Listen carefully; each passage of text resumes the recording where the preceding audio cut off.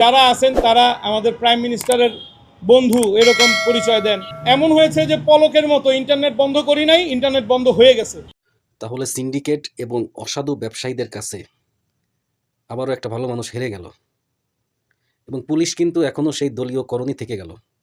তাহলে এই গণ অভ্যুত্থানের ১৪০০ শহীদ এবং ৩০,০০০ আহত, এটা কেন হইল?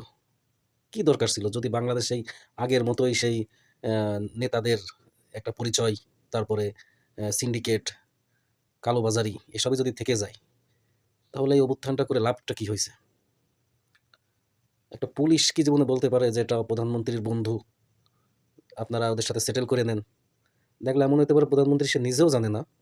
অথচ পুলিশ প্রধানমন্ত্রীর বন্ধুর জন্য সে তার বদলি হওয়ার ভয়তে সে কোনো পদক্ষেপ নিচ্ছে না, বরঞ্চ ওই সিন্ডিকেটের পক্ষ নিয়ে এসে কথা বলতেছে। তাহলে এই যে পুলিশরা যে এত বড় একটা অকাম-কুকাম করছিল গণ অভ্যুত্থানে, তারপরেও বাংলাদেশের মানুষ তাদেরকে মাফ করে দিছে। ঠিক আছে? তাদের উপরে সেই রাগ ক্ষোভটা এখন আর আগের মতো নাই। তারপরেও তারা আবার সেই প্রশাসন দলীয়করণভাবেই তারা চলাফেরা করতেছে। যেখানে মাল পাচ্ছে সেখানেই সাপোর্ট দিচ্ছে। রাজনৈতিক যে দল ক্ষমতায় আসতেছে তাকে আবার সাপোর্ট দিচ্ছে। তাহলে কি লাভটা হইল এই গুলির সামনে দাঁড়ায়ে এই গণ অভ্যুত্থানটা করা? এতগুলো মানুষের রক্তের সাথে তাহলে বেইমানি হয়ে গেল না এগুলো? আজকে এই ব্যক্তিটা কেন চলে যাবে বাংলাদেশ ছেড়ে? তার ওই ফ্যাক্টরিতে কাজ করে কারা জানেন? হিজড়া কাজ করে। ছিন্নমূল যারা তারা কাজ করে। আজকে তাদের অবস্থা কি হবে? এই সিন্ডিকেটের কারণে কি সবকিছু ধ্বংস হয়ে যাবে? এবং কিছু হলেই প্রধানমন্ত্রীর বন্ধু, অমুকের ভাই, এই পরিচয়টা কি আজীবন থেকেই যাবে?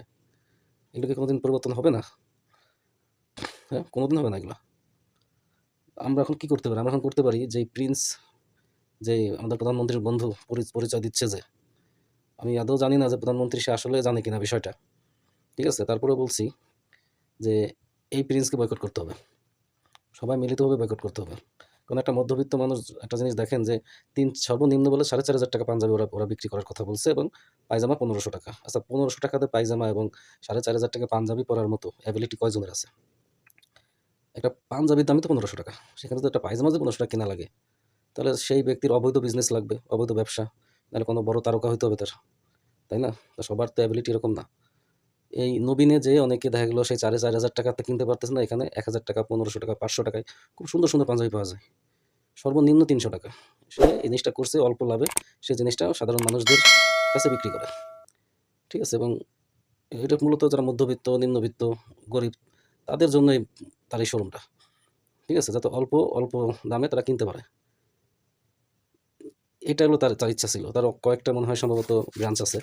ঠিক আছে? এই ব্রাঞ্চটা তাহলে এই সিন্ডিকেটটা সে কি করলো? তার এটা বন্ধ করে দিল। কেন বন্ধ করে দিল? সে অল্প দামে মাল কেন বিক্রি করে? কেন সে গরিবদের মাঝে বিক্রি করবে? কেন সে মধ্যবিত্তদের বিক্রি করবে? তার বিক্রি করতে হবে ধনীদের কাছে।